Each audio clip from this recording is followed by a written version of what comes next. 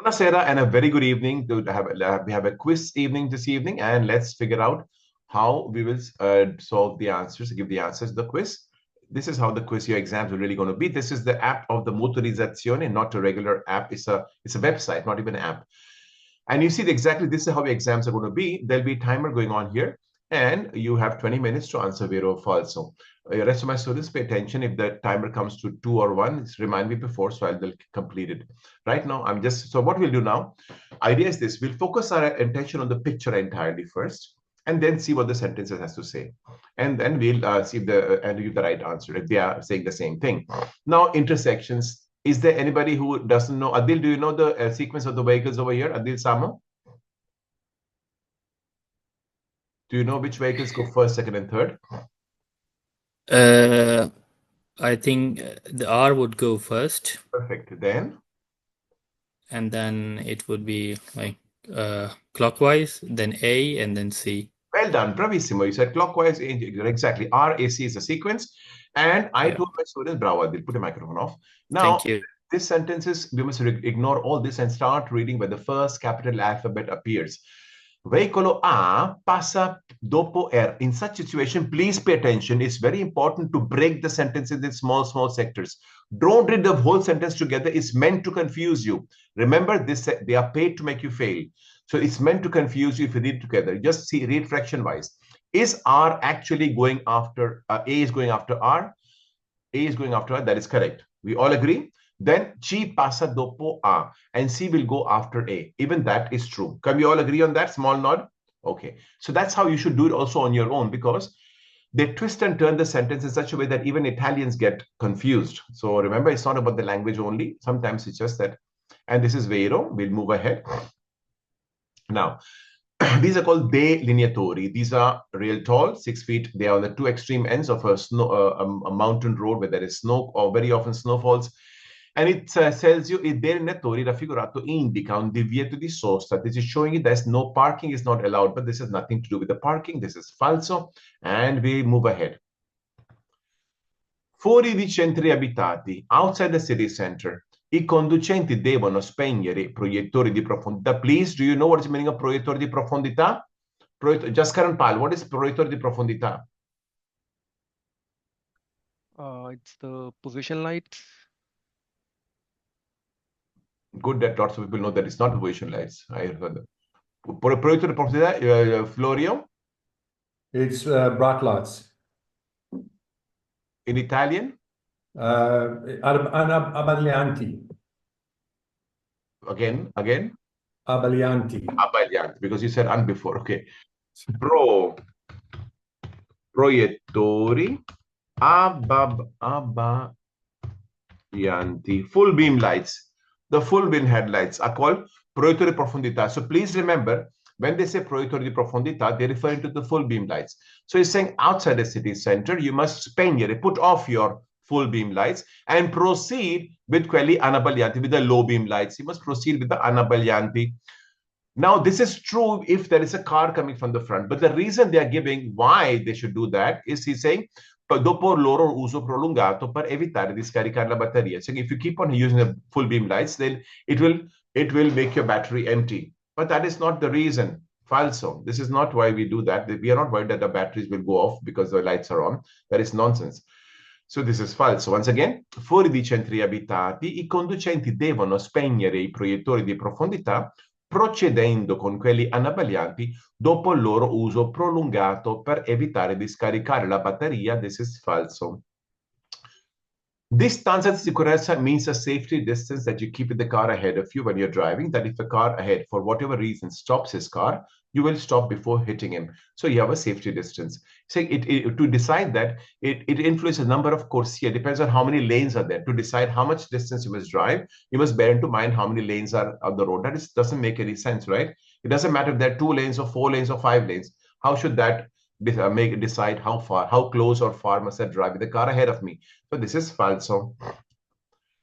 Now, la patente di categoria B, you guys, your license, consenti di guidare, you're allowed to drive, ma solo sul territorio nazionale. Only in Italy you're allowed to drive those vehicles driven by license A1. veicoli che si possono condurre con patente A1. According to you, by nod of your heads, is vero o falso? And this is vero. Some of you, those who are nodding other way around, you should know I'm looking at your faces. It's vero. You can drive outside Italy, in Italy, whatever, you can drive with license A1 only in Italy. Outside that, you cannot apparently. Though, out of my experience, I've driven everywhere in Germany, France, Switzerland, everything that I could physically drive, and there was no problem. But Italian laws will tell you that you cannot. We'll obey. Now, this is called pannello integrativo while it's integrated with a sign above its head. It's never on its own. And it's telling you the small vehicles who can drive faster uphill, be careful. You might find slow-moving, heavy vehicle goods, trucks and trolleys who are going up and you don't bang into them by mistake. That's all the sign wants to tell you, okay? And this is telling you, the sentence is saying totally something different. It's saying pannello integrativo raffigurato si trova nei pontili di imbarco dei navi traghetto. Pontili di imbarco di navi traghetto are bridges that connect and bring the vehicles inside a ferry boat. But that is not where you find this sign, and that is falso. Osaski Pibirion. Now, soccorre un ferito della strada. Soccorre means to help. Now, you must know that in Italian language, we say help is called aiutare. Soccorre is when you help in the time of need, in the time of life and death situation. That is called soccorre. Okay, it's an immediate. So it's saying to help somebody who's wounded on the road is mandatory only for the medical staff. That means to say only doctors and medical staff need to worry about people wounded on the road. You as common people don't, it's not your responsibility, but you know, it's your duty to help, even that little bit, you know, to make this person live till the ambulance arrive. It's a duty of everybody, not only as a human being, which is strong enough reason to do that, but because it's obligatory by law. You have to do it, okay? You have no choice. So, soccorrere un ferito della strada è obbligatorio solo per I medici e il personale sanitario. This is falso. Now, any sign that is round and blue, it's a segnal di obbligo. It tells you that only that this is not on the road, it's outside the road. This is a lane where people walk or jog. So imagine if the lane is as big as my pen. In the front, you will find this blue sign, and where only human beings can walk. Cyclists cannot go there. Cars definitely don't go anywhere. And when it ends, you find this red sign with the blue sign, the red arrow, saying that now the pedestrian area is over. It doesn't mean that people walking cannot go ahead. It only means that so far you were walking and jogging in an area where there were no car interference. You didn't have to worry. But henceforth, you'll have to take care of yourself because now you're exposed to the traffic. That's what it means, okay? It says, segnale raffigurato preannuncia la fine di un'area vietata ai pedoni. It's telling you this is the end of the area where the people are not allowed, area where human beings are forbidden, but that is not the case, and this is falso. Well, you all can participate by nodding your heads. At least it gives an idea that you guys are understanding. Before I give you the right answer, I can see what you think is vero or falso. È obbligatorio ridurre la velocità. It is mandatory, it's necessary, you should reduce the velocity. All'occorrenza fermarsi, that means if necessary, even stop your vehicle in prossimità delle fermate degli autobus, in the vicinity of the bus stops. The answer is nod of heads. No reason why you should do that. Have you ever seen cars slowing down and stopping because there's a bus stop there? Why would they do that? They have nothing to do with the bus stop.